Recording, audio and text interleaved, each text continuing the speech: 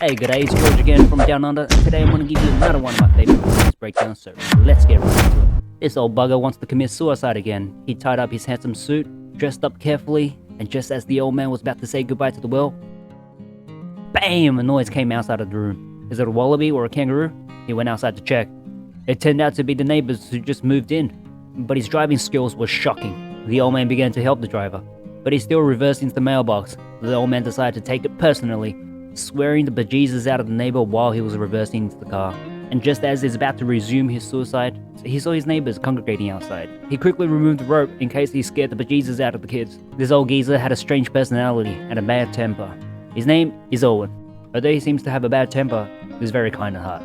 The first thing he does every morning, he will check the garage locks for the residents, and if he sees illegal parking, he'll write it down on his little notebook. He's a mechanical engineer who's worked at a factory for 43 years and had just been laid off because he was too old. Not too long ago, his beloved also died. This poor bugger lost his wife, lost his job, and the only thing left was suicide. But he's already failed twice in a row, so for the third time, he's gonna try something new. So he closed his curtains so no one could disturb him. As that moment, damn was he pissed. He went to open the door and just to find two little girls, and suddenly he was calm.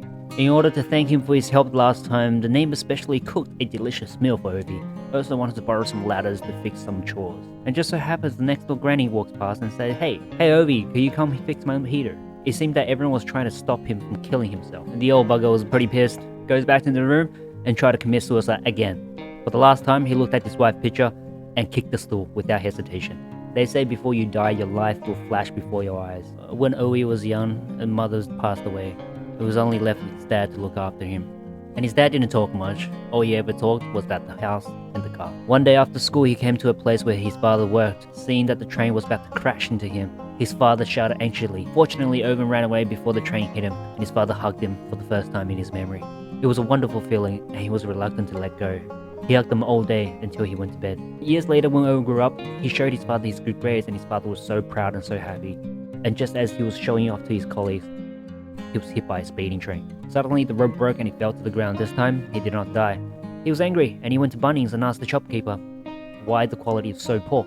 The cashier asked him what was his used for, and though he was speechless, he couldn't actually tell him that it was used for commit suicide, so he thought of another way. He went to the old woman in the neighborhood and wanted to borrow the pipe back. He also helped her fix the heating. There was an old man in the family who had a stroke. He was a good friend of Ovi's. Ovi spoke his mind. He told his friend that he was going to leave this world soon, and when the old lady came back, Owen picked up the hose and was about to leave, but he's caught by his old friend. Even the paralyzed old friend wanted to stop him. Owen shook off his old friend's hands and left. Finally, he returned home and began to prepare his fifth suicide. This is the fifth time. This time, he was going to use the tail gas. He whistled happily and then got into the car. On the verge of death, memories came back to his mind again. He's taking his father's job being passed away.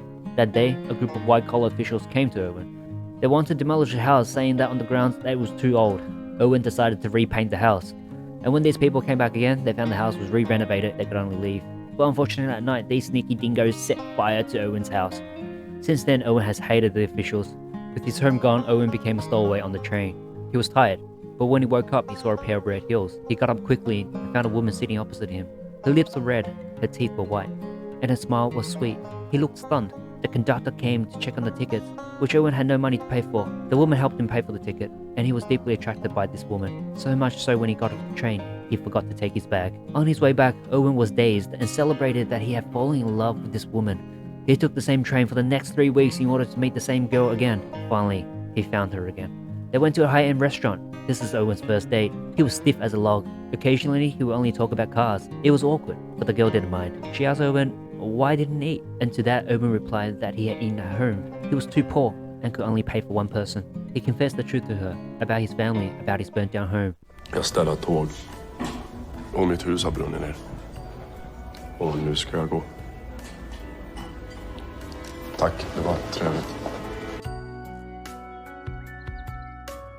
From that moment on, Owen knew this girl was an angel sent by God. They had a very romantic time together. Suddenly, there was a gunshot outside. It's too hard to die. He opened the garage door angrily. It was his new neighbor. The woman's husband had broken his leg, and he wanted Owen to drive them to the hospital. Owen swears, but he still takes his neighbor to the hospital. The woman wanted to go in alone to see her husband, so she left the two children in his care. Owen said he didn't want to, but it turns out he was very good at telling stories to these children. Back at home, Owen wanted to walk away, but suddenly the little girl hugged him. It was a warm scene.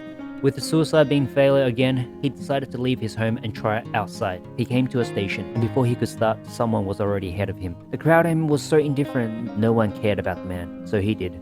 But he didn't get up. He walked to the middle of the track, and it was time to say goodbye. But when he turned his head, he saw his childhood flash in front of his eyes.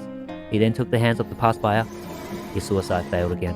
And that day, the neighbor found a stray cat in front of Owen's house.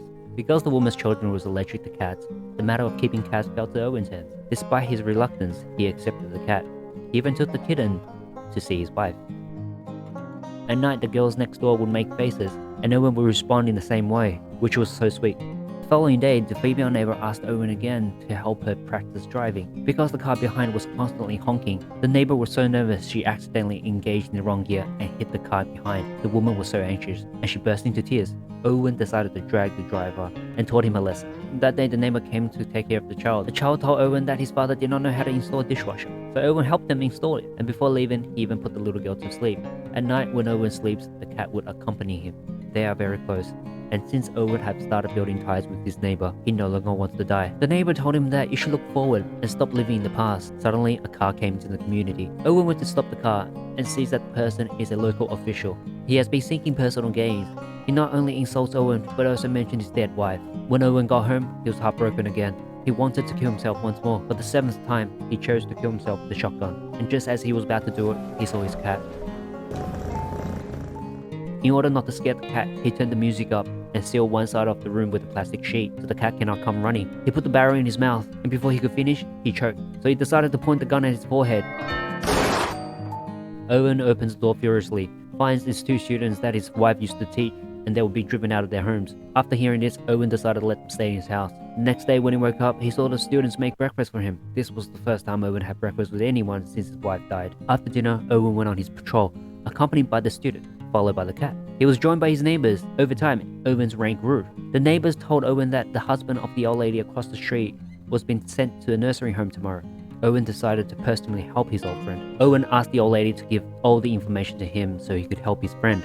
He began to make phone calls, however his bad temper pissed off the officials. He could not finish his sentence before the phone was hung up. The neighbor began to teach him that no one can bear everything alone, including the death of your wife. Someone should accompany you to bear the pain. This time, Owen was not angry. In order to celebrate his wife's pregnancy, they decided to go on a trip.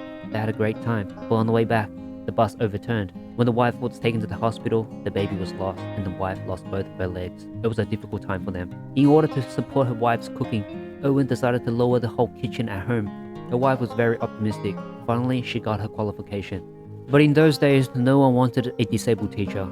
Owen decided to look into other options, and finally, a school was willing to hire her. That night, in heavy rain, Owen decided to build a special ramp for her disabled wife. She realized that all the students in the class were the worst of the school, but under the guidance of the wife, these children changed. The wife is not just the angel sent by God to Owen, but also an angel sent to these children. Unfortunately, the wife fell ill and passed away later in life.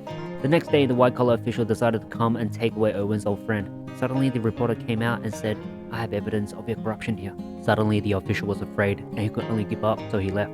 Owen finally won, though this is not his own efforts, but the collective effort of everyone around him. When a neighbor's baby was born, Owen took out the prepared crib and gave it to the neighbor as a present. He was like a grandfather. He looked at the baby in his arms and thought he always wanted a baby of his own, and now that everyone around him is also his children. One day, it was snowing heavily outside, but the neighbors realized they didn't see Owen out to pick up the snow. They rushed to his house, and there he was, lay peacefully in his bed, finally passed away as he wished. But this time, it was of natural causes. Once a lonely Ovi, now his memorial service was full of people. Ovi didn't leave. He went to another place where full of love.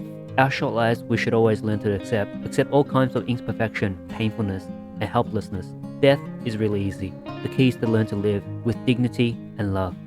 No matter how dark it is, the light of love will always shine you forward.